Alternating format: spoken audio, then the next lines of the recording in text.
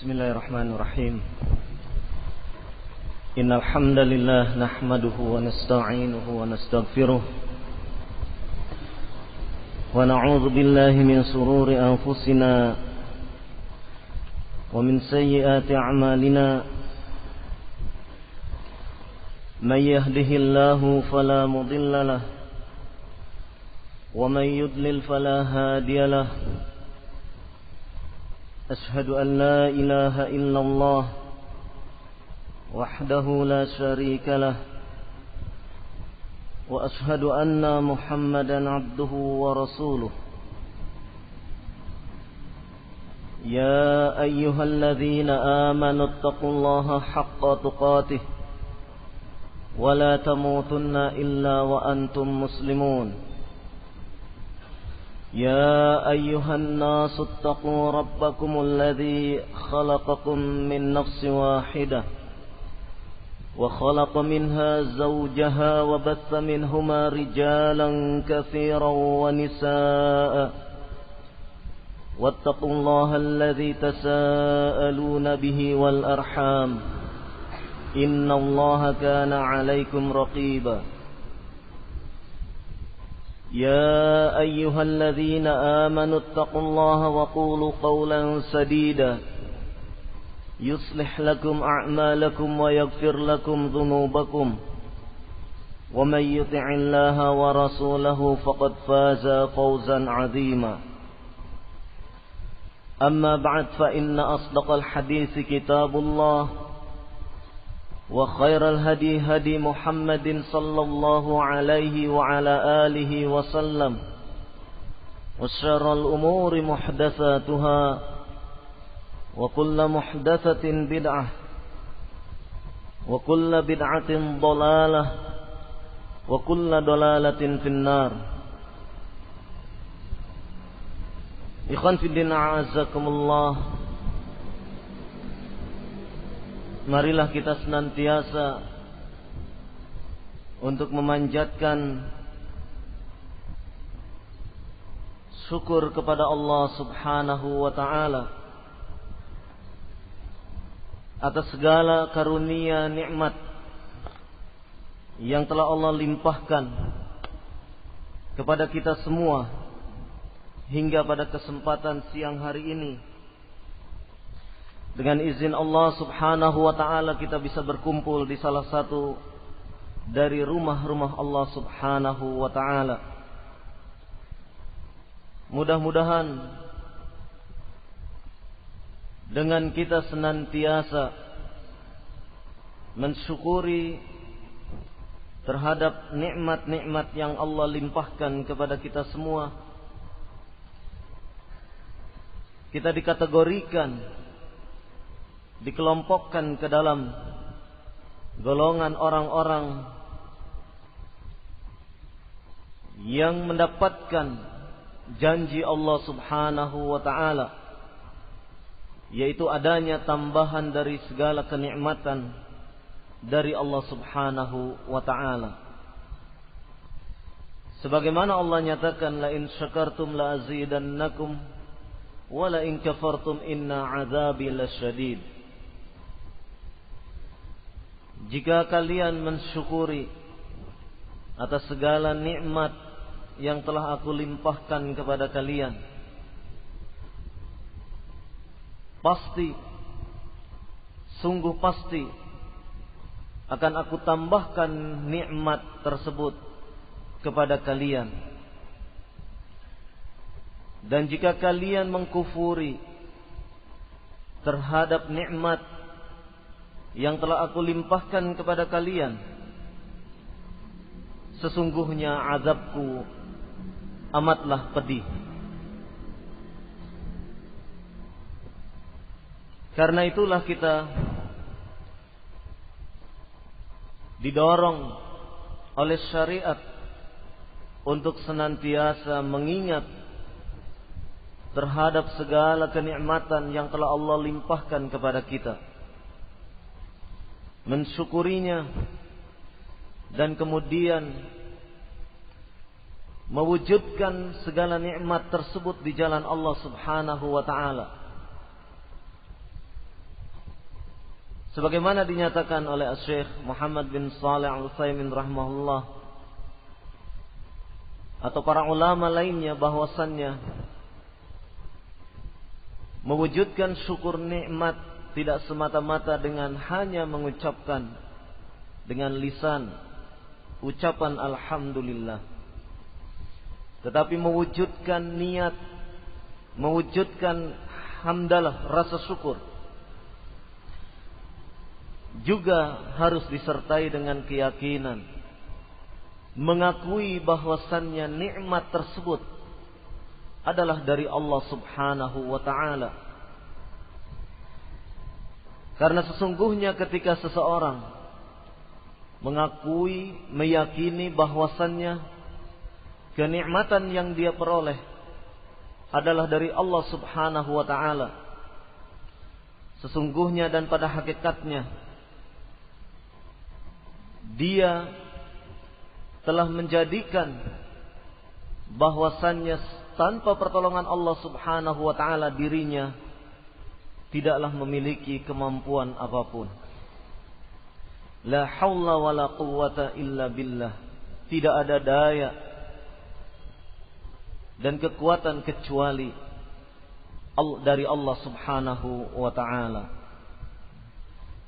Seseorang yang mensyukuri nikmat Allah Subhanahu wa ta'ala, dia akan tahu diri, dia akan pandai melihat, bercermin tentang keadaan dirinya.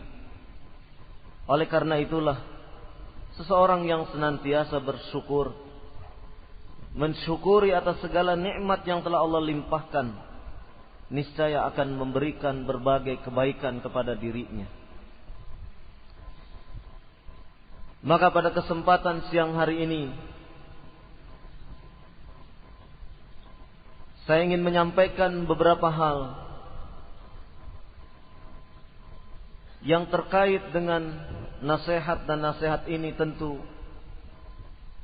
ditujukan untuk diri saya dan antum semua, terutama kita menjelang diadakannya acara daurah masyayikh yang setiap tahun insyaallah akan kita laksanakan. Maka ikhwan fiddin azakumullah, menghadapi acara-acara yang demikian, dan bahkan mungkin menghadapi setiap aktivitas yang kita lakukan, aktivitas yang menyangkut ibadah yang diatur secara khusus oleh syariat, ataupun aktivitas-aktivitas yang itu merupakan adat, kebiasaan, maka hendaklah kita untuk senantiasa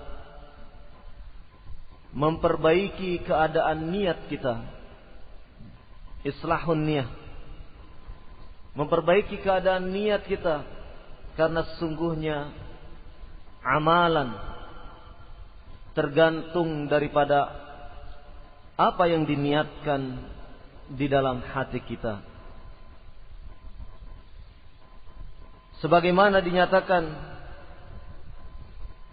sebuah hadis dari Maimun Al-Qurdi dari ayahnya.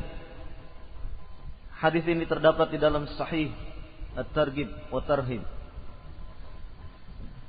Hadis ini menjelaskan tentang pentingnya niat, karena ketika niat berubah, maka berubah pula nilai amalan itu di hadapan Allah Subhanahu wa ta'ala. Rasulullah sallallahu alaihi wasallam,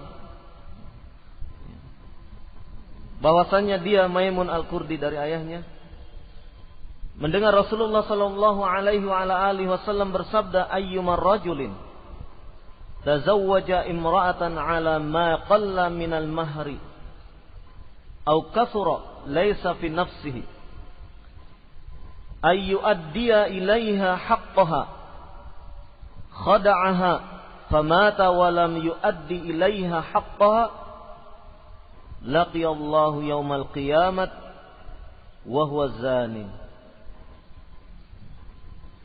wa ayyuma rajulin istadani dainan la yuridu ayyuaddiya ila sahibihi haqqahu khada'ahu hatta akhadha malahu famata wa lam yuaddi dainahu laqiyallahu wa huwa sariq.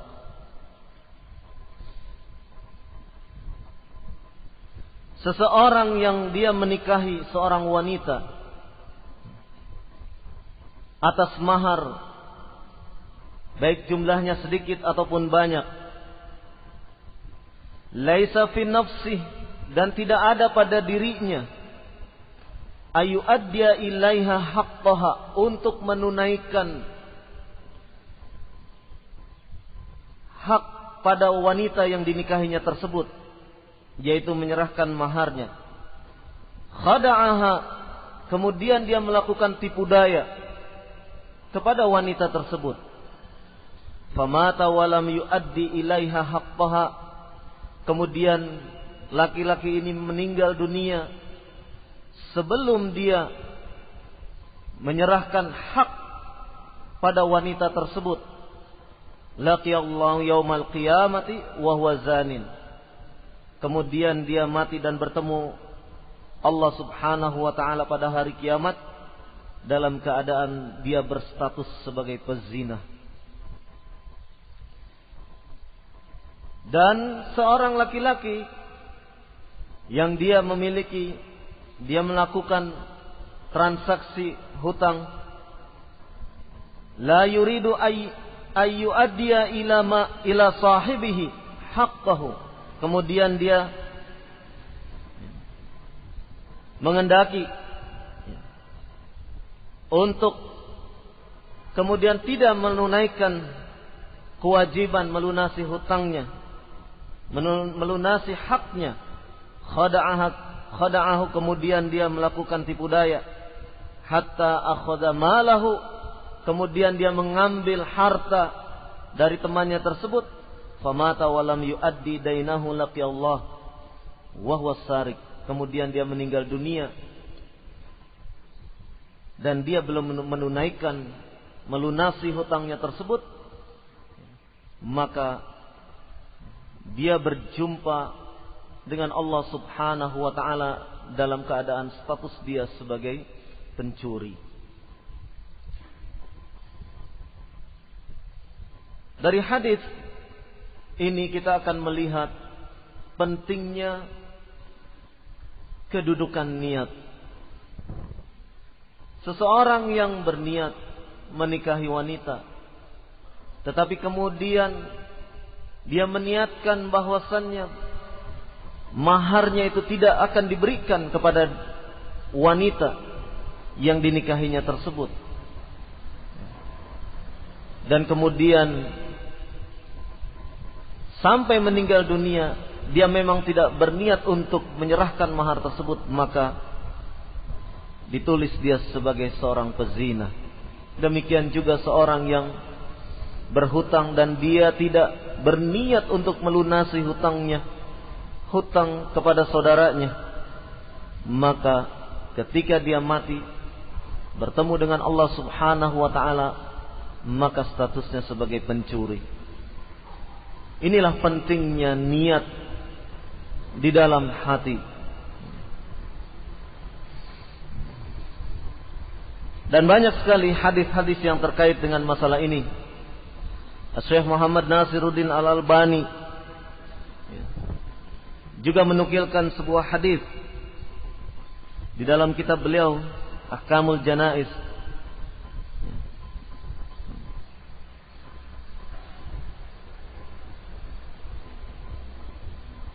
Ad-dainu dainan faman mata wa huwa yanwi qada'ahu fa anna waliyuhu wa man mata wa huwa la yanwi qada'ahu fa dzaka alladhi yu'khadhu min hasanatihi laysa yawma idzin dinarun wala dirhamun.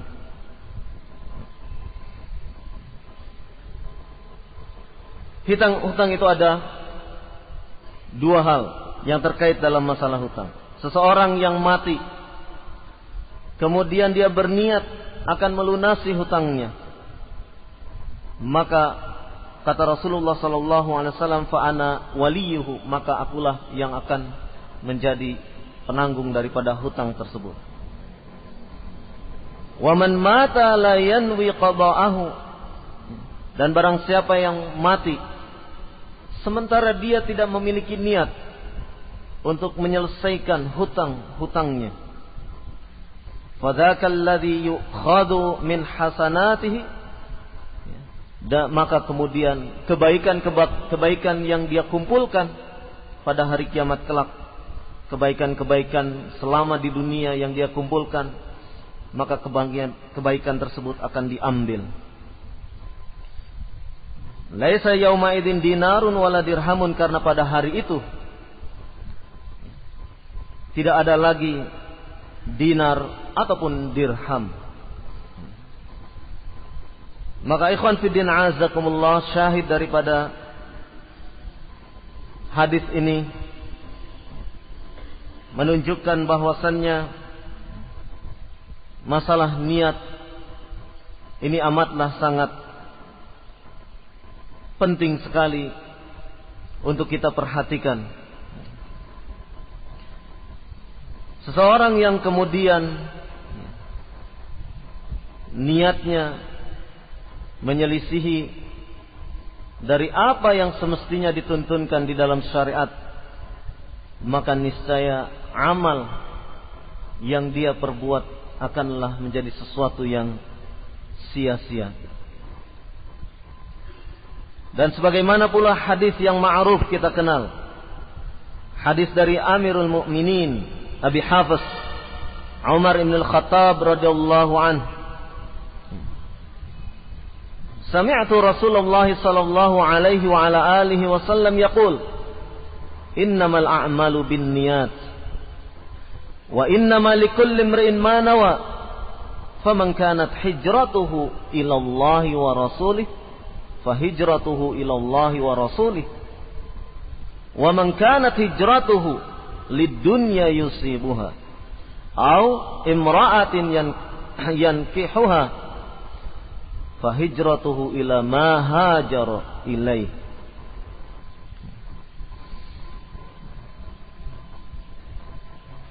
Sesungguhnya amal-amal itu tergantung atas niat-niat,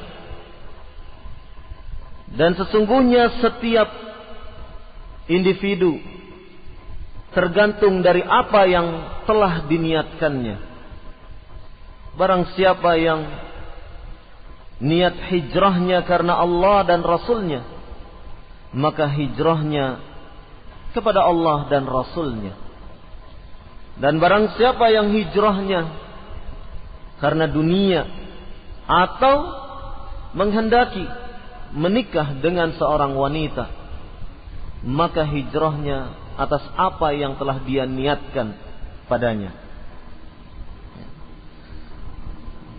Disebutkan oleh Al-Imam An-Nawawi rahimahullah terkait hadis Umar ibn al-Khattab radhiyallahu anhu ini.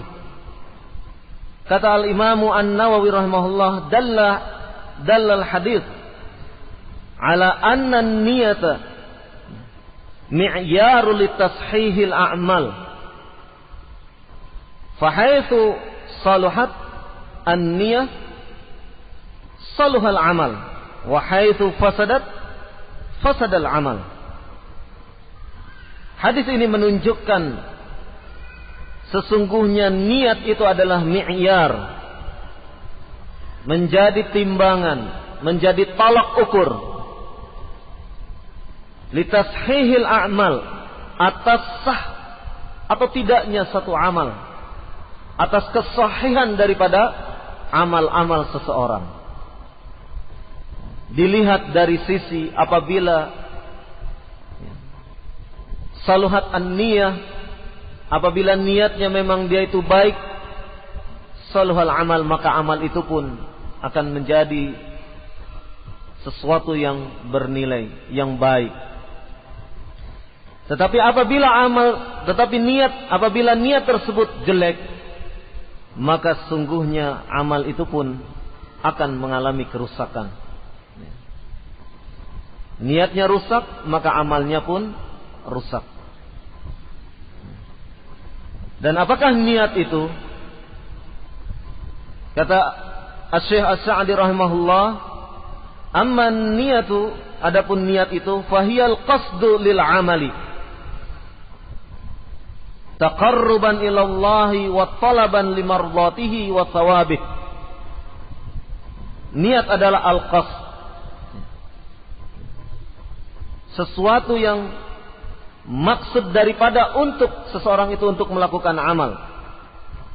Taqarruban dalam rangka mendekatkan diri kepada Allah, wa talaban limardatihi, dan dalam rangka untuk menuntut ridha Allah Subhanahu wa taala, untuk mendapatkan ridha Allah Subhanahu wa taala, wa thawabih, dan untuk mendapatkan pahalanya, ganjarannya.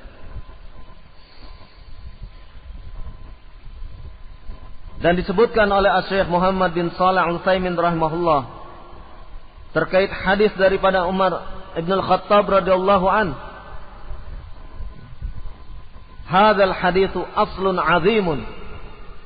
Hadis ini merupakan satu prinsip, satu pokok yang sangat agung. Fi amalil qulub, terkait kepada perbuatan-perbuatan hati. Li'anna niyat min a'malil qulub, karena sesungguhnya niat itu adalah merupakan bahagian daripada amalan-amalan hati.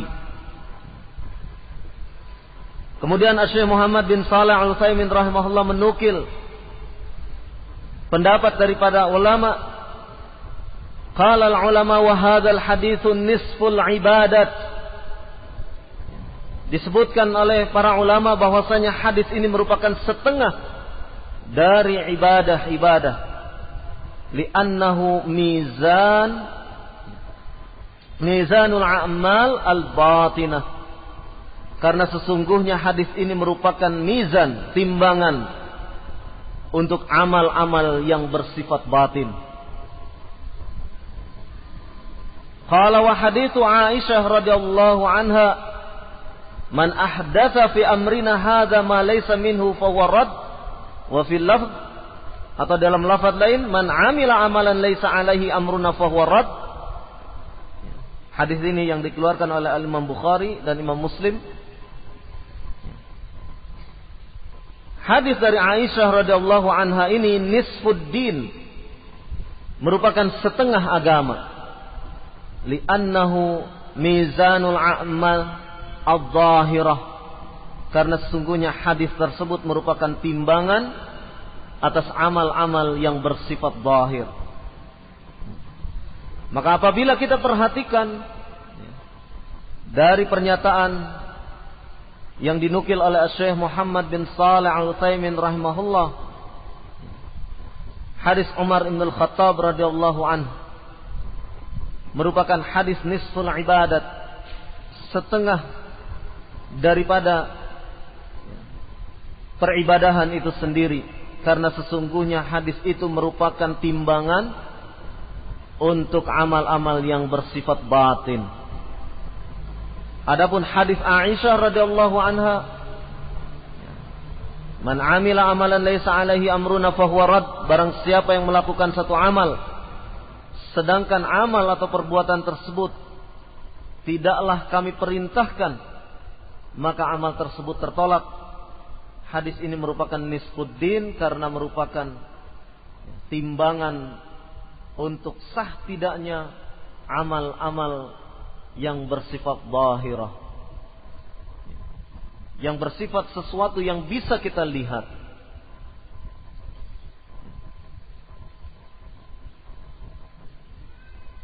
Dan Asy-Syaikh Muhammad bin Shalih Al-Utsaimin rahimahullah menyatakan fayustafadu min qaulin Nabi sallallahu alaihi wasallam, dikatakan sebagai nisfuddin li'annahu mizanul a'mal adh-dhahirah. Ini didapatkan dari faedah hadis Nabi sallallahu alaihi wasallam, innamal a'malu binniyat, yaitu hadis dari Umar Ibn Al-Khattab radhiyallahu anhu. innamal a'malu binniyat. Annahu ma min amalin illa walahu niyah. Karena sesungguhnya seseorang tidaklah melakukan satu amal, atau amal seseorang tidaklah diterima kecuali ada padanya niat. Maka lantaran niat inilah seseorang akan mendapatkan kedudukan apakah amalnya tersebut diterima ataukah amalnya ditolak. Dengan niat ini pula perbuatan atau amal yang tadinya merupakan sesuatu yang adat atau sesuatu yang mubah, maka lantaran niat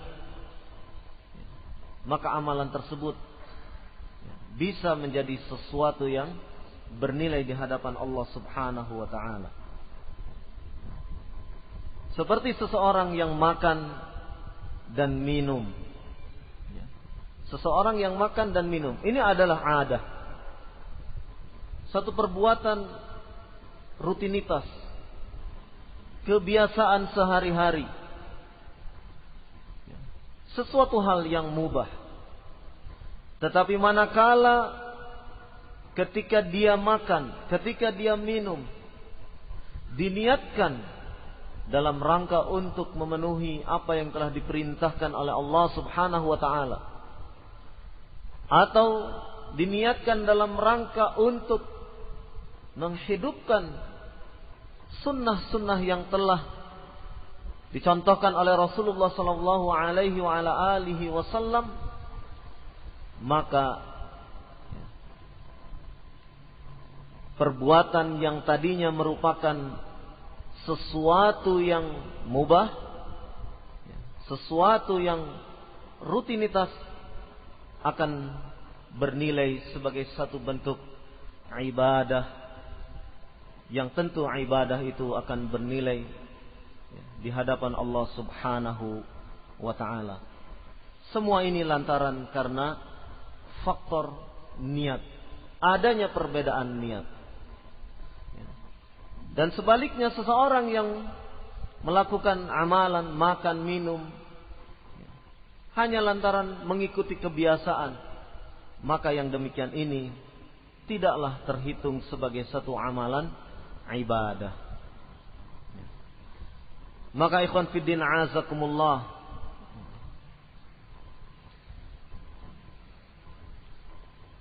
saya ingin nukilkan apa yang dinyatakan oleh Al-Fudail Ibnu Iyad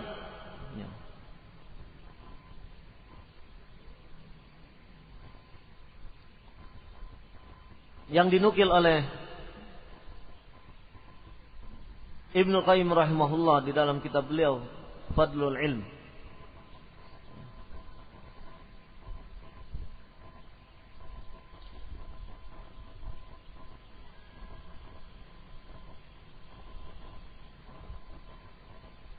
Ketika memberikan pernyataan tentang ayat dari surat Al-Mulk ayat kedua, Alladzi khalaqal mauta wal hayata liyabluwakum ayyukum ahsanu amala wa huwal azizul ghafur. Alladzi khalaqal maut, dan dialah Allah yang telah menciptakan al-maut, kematian, wal hayata, dan kehidupan, liyabluwakum ayyukum ahsanu amala, yang dengan itu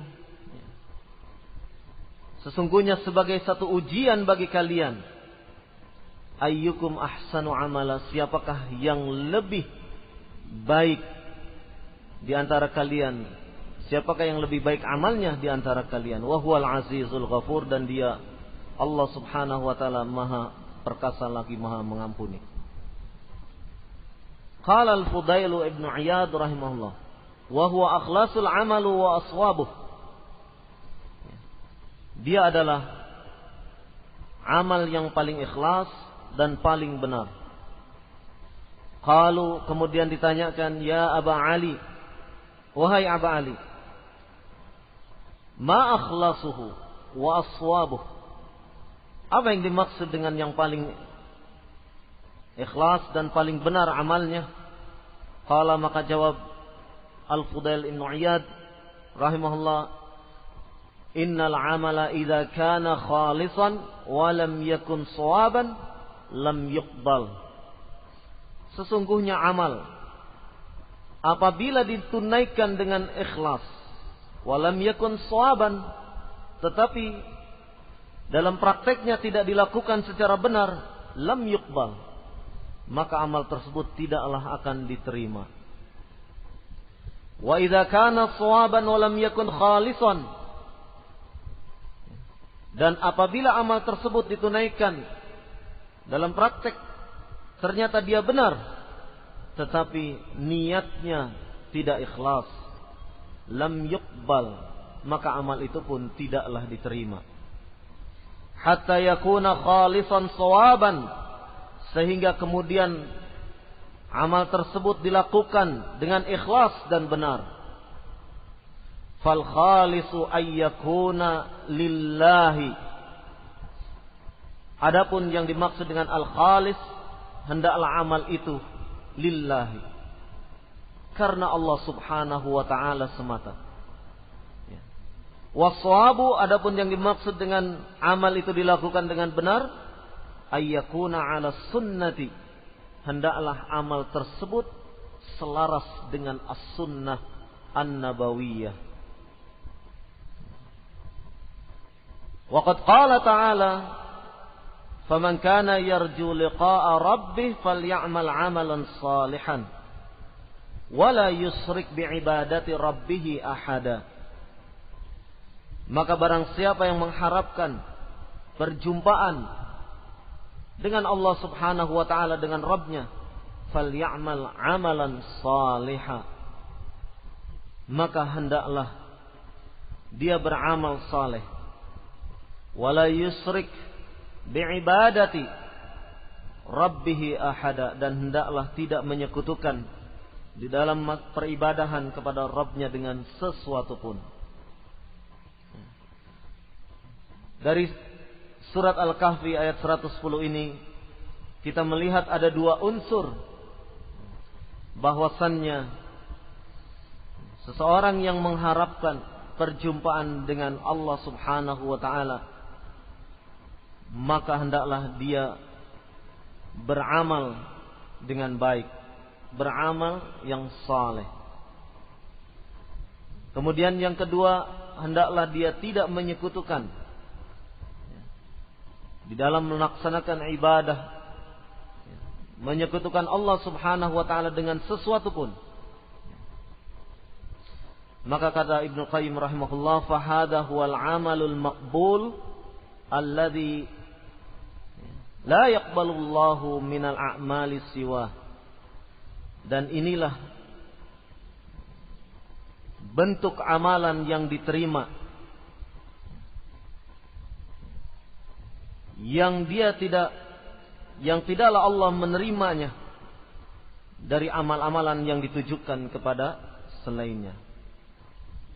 Amalan yang diterima itu yaitu wahwa ayyakuna muwafaqan li sunnati Rasulillah sallallahu alaihi wasallam muradan bihi wajhullah, yaitu bahwasannya amalan tersebut selaras dengan sunnah Rasulullah sallallahu alaihi wasallam dengan dimaksudkan untuk mengharapkan wajah Allah Subhanahu wa taala.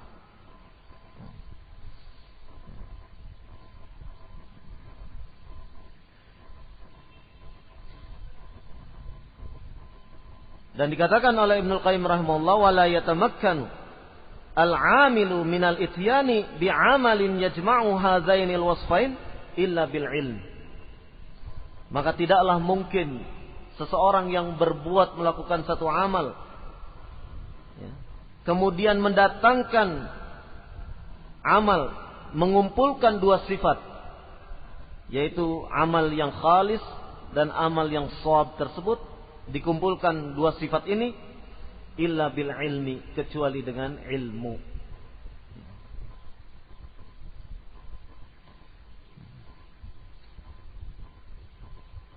Inilah yang ditekankan oleh Ibnu Qayyim rahimahullah bahwasanya seseorang akan bisa beramal dengan ikhlas, maka tentu harus dengan ilmu. Dan seseorang beramal dengan benar sesuai dengan tuntunan Rasulullah sallallahu alaihi wasallam, maka itu pun harus dengan ilmu pula. Karena sesungguhnya ilmu yang akan menjadikan dasar amalan itu diterima ataukah ditolak. Dan ilmu ini pula lah yang merupakan sesuatu yang akan mendapatkan peringkat yang paling utama, melebihi daripada kebutuhan kita terhadap makan dan minum. Disebutkan oleh Al-Imam Ahmad Ibn Hanbal rahimahullah, "An-nasu ahwajun ilal ilmi minhum ila ta'ami wasyarab." Sesungguhnya kebutuhan manusia terhadap ilmu itu melebihi kebutuhan makan dan minum. Li'anna ta'ama wasyaraba yuhtaju ilaihi fil yaumi marratan aw marratain. Karena sesungguhnya makan dan minum dibutuhkan oleh manusia dalam satu hari, marrah atau marratain. Cukup sekali ataupun dua kali. Wal ilmu yuhtaju ilaihi fi kulli waqtin. Sedangkan ilmu dibutuhkan oleh seseorang pada setiap waktu. Maknanya bahwasannya seseorang butuh minum, makan minum satu kali sehari itu sudah mencukupi untuk tidak kemudian menimbulkan madarat pada dirinya, seperti misalnya mati kelaparan. Atau dua kali itu sudah mencukupi bagi dirinya. Tetapi kebutuhan seseorang terhadap ilmu disebutkan oleh Al-Imam Ahmad rahimahullah, fi kulli waqtin, setiap waktu. Bagaimana mungkin kita tidak membutuhkan ilmu setiap waktu? Karena setiap tarikan nafas kita, setiap gerakan tubuh kita, pasti di situ kita memerlukan tentang ilmu. Ketika kita hendak tidur, kita berdoa. Ilmu bukan? Ilmu. Posisi tidur kita mengikuti apa yang dituntunkan oleh Rasulullah SAW. Ilmu bukan? Ilmu. Ketika kita bangun, apa yang kita baca atau apa yang kita ucapkan adalah doa. Ilmu juga. Ketika kita melangkahkan kaki menuju kamar kecil, kaki mana dulu yang dilangkahkan? Yang dimasukkan kaki kiri dulu. Ilmu bukan? Ilmu. Adab di dalam kamar kecil, ilmu bukan? Ilmu. Ketika keluar dari kamar kecil, kaki kanan dulu yang dilangkahkan, ilmu bukan? Ilmu. Sampai kita mau keluar rumah mencari nafkah, semuanya harus dengan ilmu. Kita berjualan, berdagang juga dengan ilmu. Fi kulli waqtin, di setiap waktu kita memerlukan ilmu. Oleh karena itulah kebutuhan ilmu melebihi dari kebutuhan makan dan minum kita. Maka ikhwan fiddin azakumullah, kembali kepada permasalahan niat itu tadi. Seseorang akan melakukan niat itu dengan benar, maka tidak lain landasannya adalah dengan al-ilm, dengan ilmu. Karena itulah niat yang ikhlas sebagaimana Allah perintahkan, wa ma umiru illa liya'budullaha mukhlishina lahuddin. Dan tidaklah aku perintahkan kepada kalian kecuali beribadah dengan mengikhlaskan ibadah tersebut hanya dalam rangka karena Allah Subhanahu wa ta'ala. Ini yang pertama dan yang utama, bagaimana ketika amalan kita itu harus diwujudkan, yaitu mulai dari terbetiknya yang terbetik di dalam hati, yaitu masalah niat. Perbaiki niat kita di dalam setiap aktivitas apapun. Perbaiki setiap langkah kita dengan mengikhlaskan niat itu karena Allah Subhanahu wa ta'ala. Kita menjadi panitia bukan dalam rangka untuk agar menjadi orang yang populer. La. Rendah sekali niat seperti ini.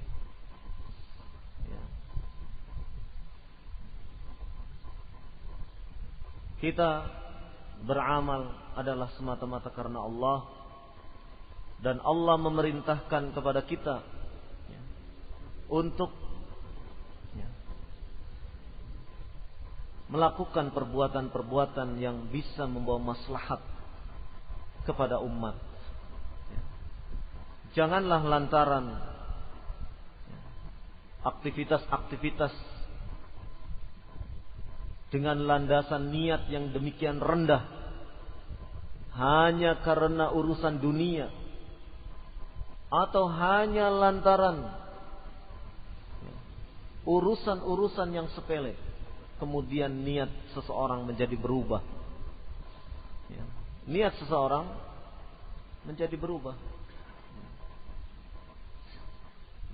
Tetapi hendaknya niat itu benar-benar ikhlas karena Allah Subhanahu wa ta'ala. Dan mudah-mudahan dengan niat yang demikian ini maka sesungguhnya kita berharap amalan kita akan diterima oleh Allah Subhanahu wa ta'ala. Selain niat tentunya di dalam dakwah kita pun banyak menghadapi cobaan, tantangan, fitnah, ujian, bala, dan berbagai macam halangan-halangan. Untuk itulah kita hendaknya bersabar menghadapi berbagai macam kendala tersebut. Sabar menghadapi rintangan-rintangan. Terkadang mungkin teman kita sendiri, atau mungkin orang-orang di luar mengganggu terhadap aktivitas-aktivitas kita. Yang demikian ini memang telah diajarkan sebagaimana pesan, nasihat, atau yang diajarkan oleh Syekhul Islam Muhammad bin Abdul Wahhab rahimahullah di dalam kitab risalah yang kita sudah maklum, sudah ma'ruf, Al-Usul Salatah, bahwasanya seorang muslim selain wajib dia berilmu, selain dia wajib untuk beramal dengan ilmu tersebut, selain itu dia pun wajib untuk mendakwahkan ilmu yang telah dia fahami, telah dia amalkan. Juga dia wajib untuk as-sabr 'alal azafi, bersabar atas berbagai gangguan ketika menuntut ilmu, ketika mengamalkan ilmu tersebut, dan ketika mendakwahkan ilmu tersebut. Banyak syubhat banyak syahwat mengitari kita semua. Seseorang yang sudah meniatkan amal saleh, hanya dalam beberapa menit dia sudah berubah pikiran. Ketika amalnya tertunda beberapa menit saja, tetapi kemudian dia sudah berubah pikiran lantaran syubhat yang masuk kepada dirinya. Hatinya sudah berubah. Maka dikatakan al-qalb karena memang hati itu senantiasa berubah-ubah, terbolak-balik. Detik ini dia ingin berniat beramal saleh, tetapi selang beberapa detik kemudian mendapatkan SMS, kemudian sudah berubah, sudah berbalik hatinya. Syubhat sudah masuk ke dalam dirinya. Maka yang demikian ini kita berlindung kepada Allah Subhanahu wa taala, sehingga kemudian amalan yang kita lakukan benar-benar karena Allah Subhanahu wa taala. Jangan terpengaruh dengan keadaan, jangan terpengaruh dengan hal-hal yang akan menjerumuskan diri kita kepada perbuatan-perbuatan yang rendah, yang tidak mendapatkan nilai di hadapan Allah Subhanahu wa taala. Maka pentingnya kita meluruskan niat. Meluruskan niat benar-benar karena Allah Subhanahu wa taala. Bukan lantaran demi kepentingan-kepentingan dunia yang sesaat, yang sifatnya kontemporer. Bukan lantaran hal-hal yang itu semua, tetapi semata-mata karena Allah Subhanahu wa ta'ala. Maka ikhwan fiddin a'azakumullah, inilah mungkin yang bisa saya sampaikan terkait tausiah pada kesempatan siang hari ini. Mudah-mudahan bisa dipetik manfaatnya dan bisa diambil faedahnya, dan atas segala kekurangan atau ada kalimat-kalimat, kata-kata yang tidak berkenan di hati antum semua, saya mohon maaf yang sebesar-besarnya. Wallahu a'lam bissawab. Subhanakallahumma wa bihamdik asyhadu an la ilaha illa anta astaghfiruka wa atubu ilaik. Walhamdulillahi rabbil alamin.